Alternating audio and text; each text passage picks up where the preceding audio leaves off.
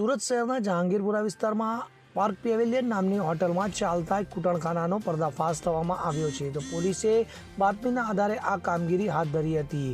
ત્યાંથી 13 વિદેશી મહિલાઓની ધરપકડ કરાઈ હતી. તો કુલ 22 લોકોની આ મામલે ધરપકડ કરવામાં આવી છે. ગ્રાહકો પાસેથી 3500 થી 5000 લઈને થાઇલેન્ડની મહિલાઓને 1500 રૂપિયા ચૂકવવામાં આવતા હોવાનું સામે આવ્યું છે.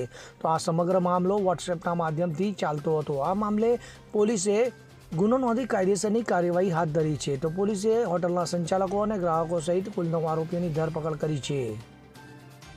નરેશ સિમરણ સાથે CN24 ન્યૂઝ સુરત.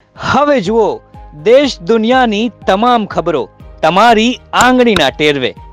ઉઠાવો મોબાઈલ અને Google Play Store પરથી ડાઉનલોડ કરો અમારી CN24 ન્યૂઝ મોબાઈલ એપ.